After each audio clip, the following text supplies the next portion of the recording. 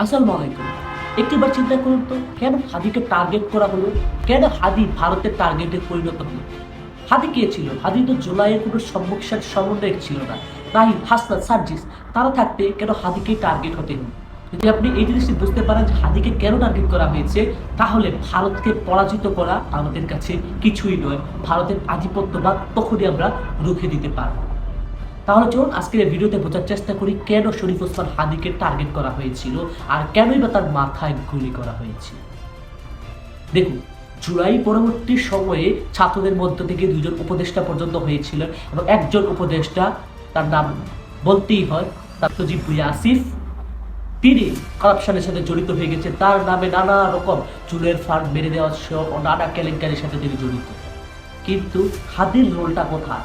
হাদি জুলাইয়ের পরবর্তী সময়ে জুলাইকে টিকিয়ে রাখার জন্য, জুলাইকে বাঁচিয়ে রাখার জন্য তিনি কোনো পার্টি ফন্ড করেন নাই এনসিপির মতো।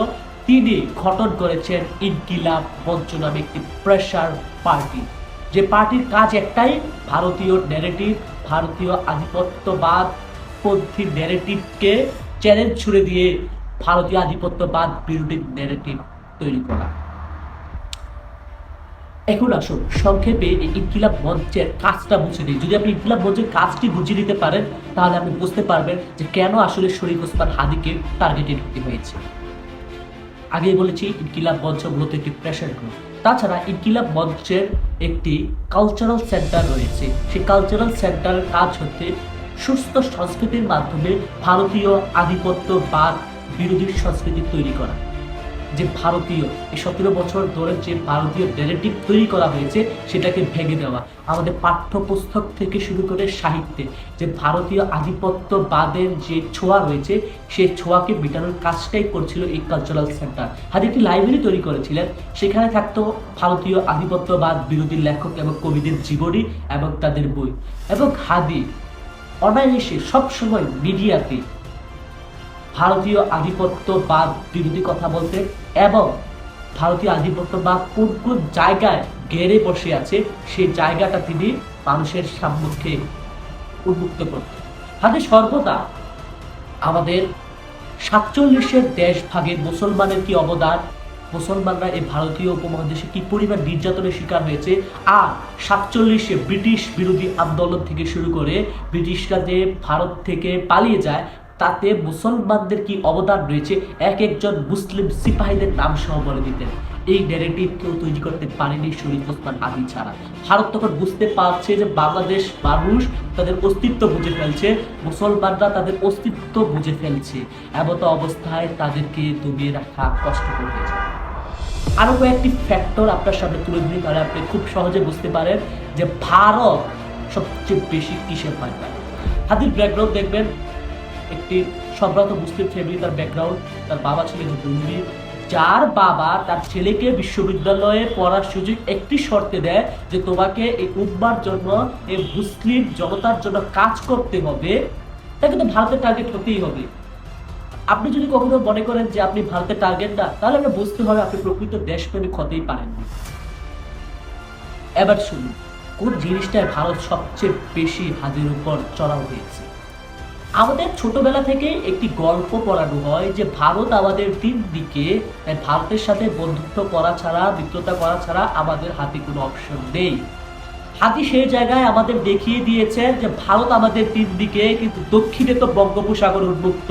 সেই সাগরের সাথেই তো আমি মিশে যেতে পারি সারা বিশ্বের সাথে, সেই সাগর দিয়ে তো আমি সারা বিশ্বের সাথে ব্যবসা বাণিজ্য করতে পারি। যে সাগর চায়নার দরকার, যে সাগর আমেরিকার দরকার, যে সাগর থাইল্যান্ডের দরকার, সেই সাগর আছে আমার কাছে।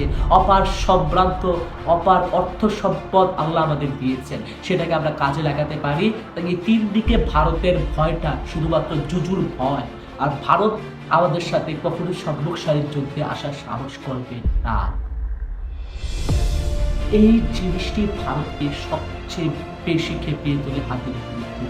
কারণ ভারত তখন ভয় পাওয়া শুরু করে যে এভাবেই যদি চলতে থাকে, এভাবে যদি তরুণ শাহাদাতের চেতনা নিয়ে অগ্রসর হতে থাকে, আর সে যদি পার্লামেন্টে যায়, ভারতের আধিপত্য বা বাংলাদেশে কখনোই টিকিয়ে রাখা সম্ভব হবে না। এই জন্যই নাহিদ হাসনাতরা টার্গেটেড হয়েছে হাদি। অবশ্যই হাসনাত দেশের জন্য কাজ করেছে, তবে হাদির কাজটা ছিল খুবই প্র্যাকটিক্যাল এবং বাস্তব। কারণ হাদি কখনোই কোনো অবাস্তব অপরিকল্পনীয় কোনো কথা বলতেন না, তিনি কখনো রূপকথার কথা বলতেন না, তিনি যা বলতেন তা বাস্তবধর্মী কথা বলতেন। তিনি বলেছিলেন, আমি যদি সংসদে যাই আর কিছু করতে পারি আর না পারি, সংসদে দাঁড়িয়ে বিসমিল্লাহ বলে 299 জন সাংসদের সব কুকীর্তি ফাঁস করে দেন। কতজন বলতে পেরেছে এই কথা? কাকে বা 50,000 টাকা নোটের বান্ডেল পকেটের মধ্যে দিয়ে যায় মানুষ নির্বাচনী প্রচারণা করার জন্য?